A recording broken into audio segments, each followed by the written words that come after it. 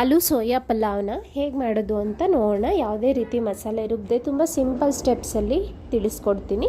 ಮೊದಲಿಗೆ ಸೋಯಾನ ತೊಳೆದು ಅರ್ಧ ಗಂಟೆ ನೆನೆಸಿಡಿ. ಈಗ ಕುಕ್ಕರ್ಗೆ ಎಣ್ಣೆ ಹಾಕಿ ಆಲೂಗಡ್ಡೆನ 3ರಿಂದ 4 ನಿಮಿಷ ಫ್ರೈ ಮಾಡ್ಕೊಳ್ಳೋಣ.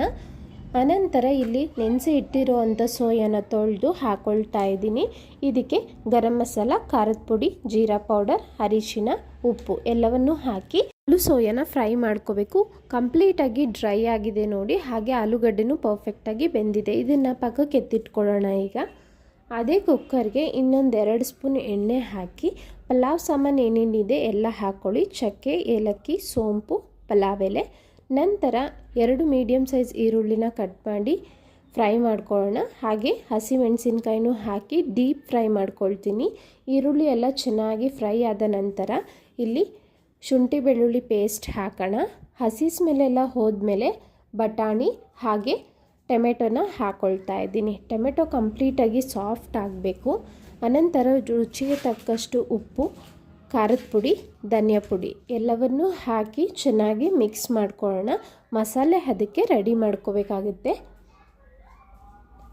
ಈ ಮಸಾಲೆಯಿಂದ ಚೆನ್ನಾಗಿ ಎಣ್ಣೆ ಬಿಟ್ಕೋಬೇಕು. ಅನಂತರ ಇಲ್ಲಿ ನಾನು ಫ್ರೈ ಮಾಡಿ ಇಟ್ಕೊಂಡಿರೋವಂಥ ಸೋಯಾ ಆಲೂಗೆಡ್ಡೆನ ಹಾಕ್ಕೊಳ್ತಾ ಇದ್ದೀನಿ. ಎಲ್ಲವನ್ನು ಚೆನ್ನಾಗಿ ಮಿಕ್ಸ್ ಮಾಡಿದ ನಂತರ ಇದಕ್ಕೆ ಕಟ್ ಮಾಡಿ ಇಟ್ಕೊಂಡಿರೋವಂಥ ಪುದೀನ ಹಾಗೂ ಕೊತ್ತಂಬರಿ ಸೊಪ್ಪನ್ನ ಹಾಕ್ಕೊಳ್ಳೋಣ. ಹಸಿ ಸ್ಮೆಲ್ ಹೋಗೋ ತನಕ ಫ್ರೈ ಮಾಡ್ಕೋಬೇಕಾಗುತ್ತೆ. ಇದಕ್ಕೆ ನೀರು ಹಾಕ್ಕೊಳ್ತಾ ಇದ್ದೀನಿ. 1 ಗ್ಲಾಸ್ ಅಕ್ಕಿಗೆ 2 ಗ್ಲಾಸ್ ನೀರು ಹಾಕಿ ಚೆನ್ನಾಗಿ ಕುದಿ ಬರಬೇಕು. ಕುದಿ ಬರಬೇಕಾದ್ರೆ ನೆನೆಸಿಟ್ಟಿರೋವಂಥ ಬಾಸುಮತಿ ರೈಸ್ನ ಹಾಕ್ಕೊಳ್ತಾ ಇದ್ದೀನಿ. Basmati rice already ನೆಂದಿದೆ.